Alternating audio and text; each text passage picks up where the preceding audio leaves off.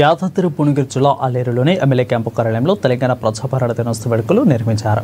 Congress party కార్యాలయంలో, market committee కార్యాలయంలో ప్రభుత్వ పోపి లైలయ్య జాతీయ జెండాను ఆవిష్కరించారు.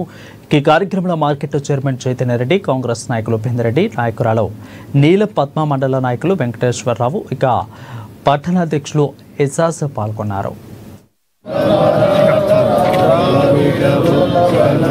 ఈరోజు పెద్ద ఎత్తున పండుగ వాతావరణం.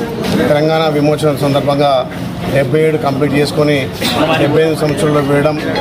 తెలంగాణలో గౌరవ ముఖ్యమంత్రి రేవంత్ రెడ్డి గారి నాయకత్వాన ప్రజాపాలన ద్వారా పేద ప్రజలకు సంక్షేమ లక్ష్యంగా ఒకవైపు అభివృద్ధి, ఒకవైపు సంక్షేమం రెండు కళ్ళక ఈ ప్రజాపాలన గౌరవ ముఖ్యమంత్రి రేవంత్ రెడ్డి గారి నాయకత్వాన తెలంగాణలో విరజిల్లుతుంది.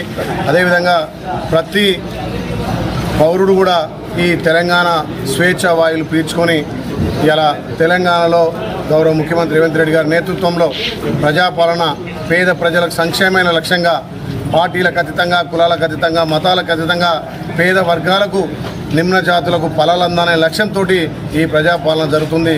ఈ ప్రజాపాలన ద్వారా గౌరవ ముఖ్యమంత్రి రేవంత్ రెడ్డి గారు తెలంగాణను అభివృద్ధిలో భారతదేశానికి రోడ్ మోడల్గా ఇవాళ తెలంగాణ గౌరవ ముఖ్యమంత్రి రేవంత్ రెడ్డి గారు ప్రజాపాలన నిర్వహించే దాన్ని బట్టి ప్రజలంతా కూడా సుఖ సంతోషాలతోటి ఇలా పెద్ద ఎత్తున విరుచులుతారు. కాబట్టి మరొకసారి తెలంగాణ విమోచన దినం సందర్భంగా పెద్ద ఎత్తున ఇక్కడ మన పార్టీ ఆఫీస్, అదేవిధంగా క్యాంప్ ఆఫీస్లో పతావిష్కరణ చేయడం చాలా సంతోషం.